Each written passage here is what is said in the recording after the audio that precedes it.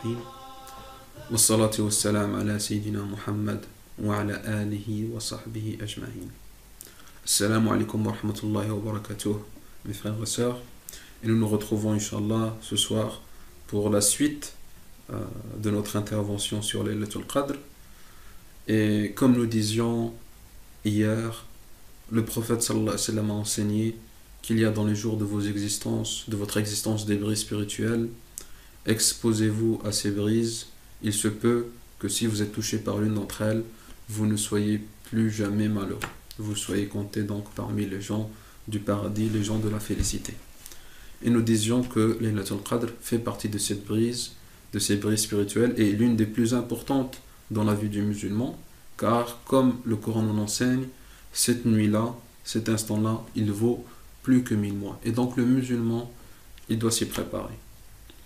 Et donc, voyons voir ce que nous dit le prophète sallallahu alayhi wa sallam, maintenant que nous avons vu ce qui est exposé dans le Coran, dans la parole d'Allah Azza wa Jal. Voyons ce que nous dit le prophète sallallahu alayhi wa sallam sur la nuit de Laylatul Qadr.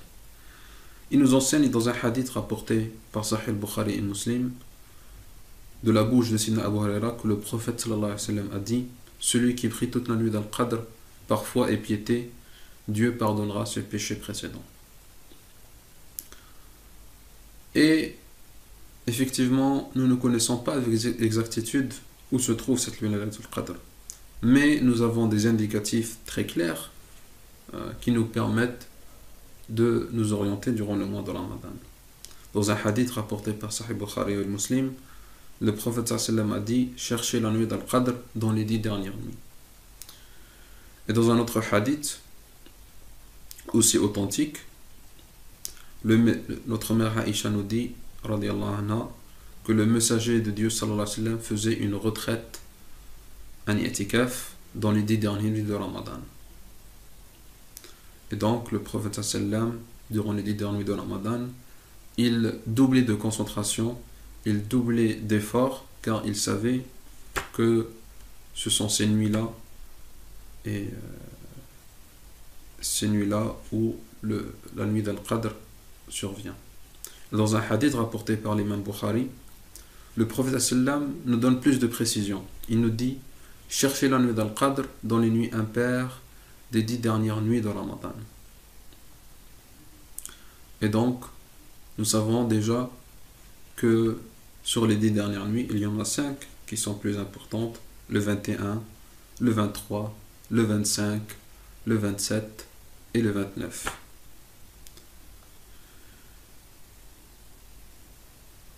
Dans un autre hadith, qui est encore plus précis, rapporté par Sahih Bukhari et Muslim, d'après Ibn Umar radiyallahu anhu, il nous dit: quelques-uns parmi les compagnons du messager d'Allah sallallahu alayhi wa sallam ont vu la nuit d'Al-Qadr en rêve pendant les 7 dernières nuits.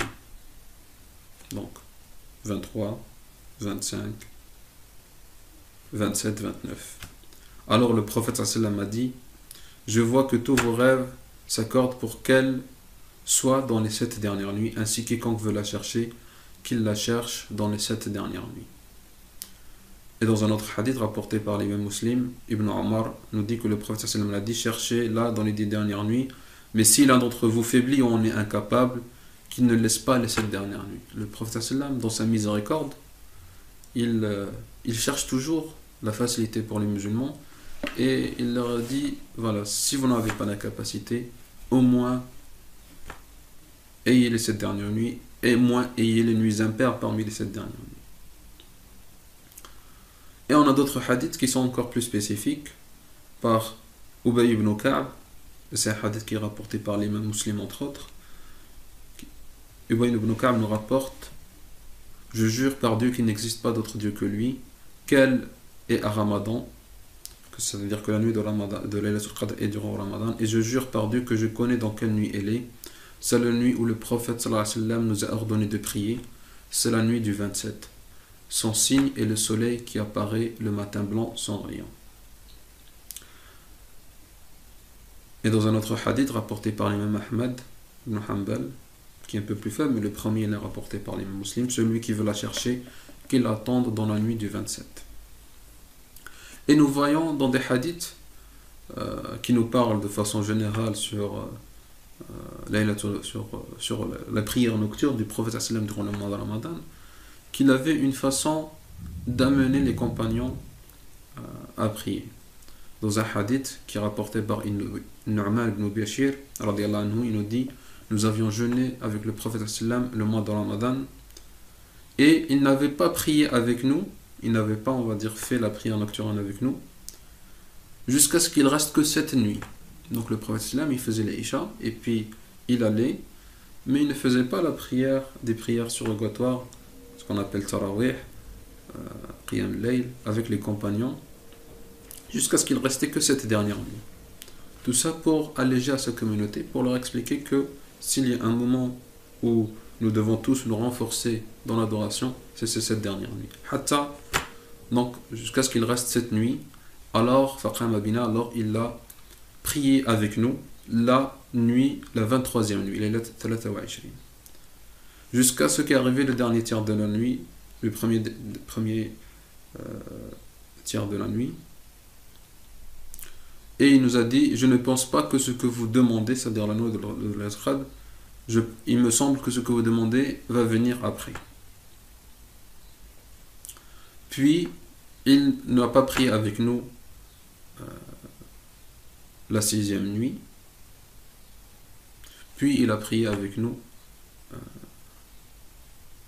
la 5e, puis il n'a pas prié avec nous la 4e nuit, la nuit du 24. Puis il a prié avec nous la 5e nuit, la nuit du 25 jusqu'à la moitié de la nuit.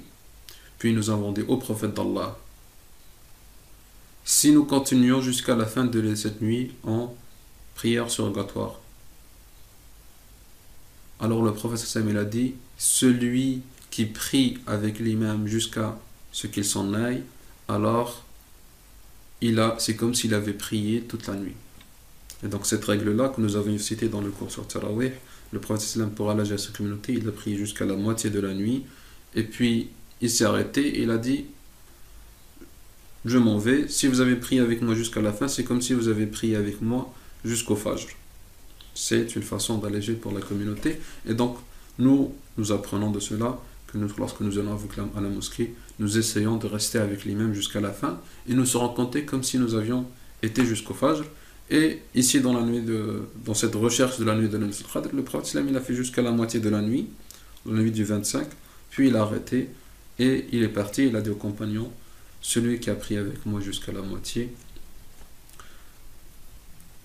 celui qui a prié avec l'imam jusqu'à la moitié, c'est comme s'il avait prié toute la nuit. Puis il a dit, le prophète sallam: et je ne pense pas et il me semble que ce que vous demandez va venir après. Puis il n'a pas prié avec nous jusqu'à ce qu'il soit resté que 3 jours dans le mois, et il a prié avec nous la nuit du 27. Et là, durant cette nuit, qu'est-ce qu'il a fait le prophète sallam? Il a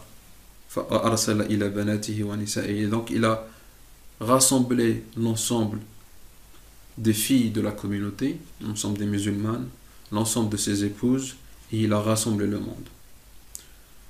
Et il a prié, donc il a prié avec nous en tant qu'imam jusqu'à ce que nous avons eu peur que le Fajr rentre.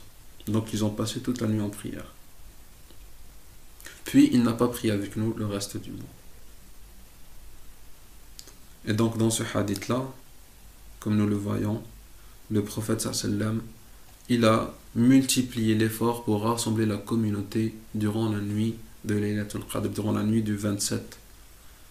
Il les a motivés à prier durant la nuit du 21, plus précisément du 23, du 25.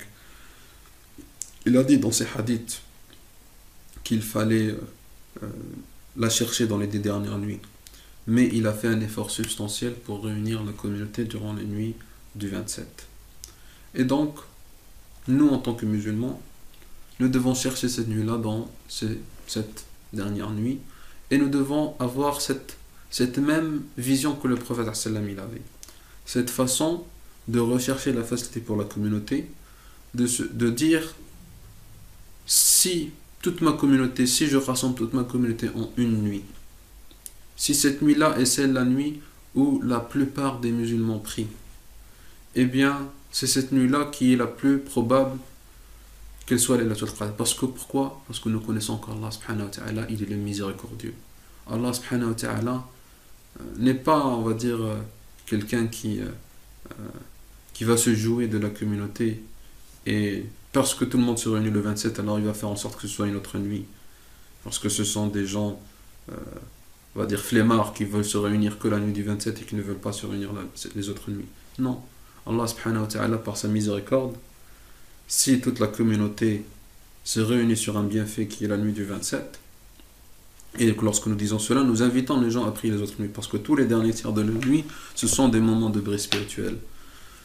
Mais en même temps, en parallèle, si la plupart des musulmans, que nous allions au Maghreb, que nous soyons ici dans les mosquées en France, dans les mosquées en Turquie, dans les mosquées au Pakistan, en Indonésie, dans l'ensemble des pays musulmans, la nuit où il y a le plus de musulmans rassemblés dans les mosquées, la nuit où il y a le plus d'activités spirituelles, c'est la nuit du 27 de Ramadan. Et donc, notre position, ce que nous invitons l'ensemble de nos auditeurs, c'est que nous ayons cette orientation où nous demandons à Allah subhanahu wa ta'ala de faire en sorte que cette nuit où la plupart des musulmans se réunissent, elle soit cette année, comme elle l'a été durant l'époque du prophète sallam, à un moment, soit la nuit de Laylatul Qadr. Nous demandons durant les autres nuits pour que cette nuit-là soit Laylatul Qadr. Et nous appelons, nous faisons l'effort, comme le prophète sallam il a fait, de motiver nos proches, ceux qui ne sont pas habitués à la prière de la nuit, à se réveiller, à faire un effort, même ceux qui sont éloignés, de dire au moins cette nuit-là, allez viens avec moi, on va prier, on va faire des dhikr, on va faire des invocations. Pourquoi? Parce que cette nuit-là est une nuit, si on est présent à Allah subhanahu wa ta'ala, Allah subhanahu wa ta'ala prend en charge nos affaires, Allah subhanahu wa ta'ala nous pardonne l'ensemble de nos péchés, Allah subhanahu wa ta'ala répond à nos demandes, dissipera nos soucis pour l'année à venir, prendra en charge nos besoins pour l'année à venir, et ainsi de suite. Et donc, nous devons nous motiver pour nous réunir, et nous devons nous motiver pour faire en sorte qu'au moins cette nuit-là, nous soyons éveillés, comme le prophète sallam il a fait, du moment du Isha jusqu'au moment où l'aube apparaît. Nous faisons cet effort-là, et nous essayons de remplir notre nuit par la prière, nous essayons de remplir notre nuit par le dhikr, nous essayons de nous remplir notre nuit par des invocations, afin que nous profitions de l'ensemble des bienfaits de Ramadan et que nous profitions plus précisément de l'ensemble des bienfaits de Laylatul Qadr. Si nous avons la capacité physique de faire cela pour les autres nuits, alhamdulillah, c'est un bienfait. Chaque acte d'adoration supplémentaire durant le mois de Ramadan, il vaut comme un acte obligatoire. Mais si nous n'avons pas la capacité, tout comme le prophète sallam il a enseigné, faisons cet effort-là durant la nuit du 27. Et je demande à Allah subhanahu wa ta'ala qu'il vous compte parmi les gens éveillés, parmi les gens orientés vers Allah subhanahu wa ta'ala durant ces 10 dernières nuits de Ramadan, qu'il vous compte plus précisément parmi ceux qui sont éveillés et qui ne seront pas parmi les insouciants envers Allah subhanahu wa ta'ala durant la nuit du 27, durant la nuit du 25 et du 23, et qu'Allah accepte l'ensemble de vos œuvres et qu'Allah accepte votre jeûne et vous compte parmi les pardonnés et les gens sauvés de l'enfer et les gens promis au paradis. Assalamu alaikum wa rahmatullahi wa barakatuh. Wassalatu wassalam ala sayyidina Muhammad wa ala alihi wa sahbihi ajma'in.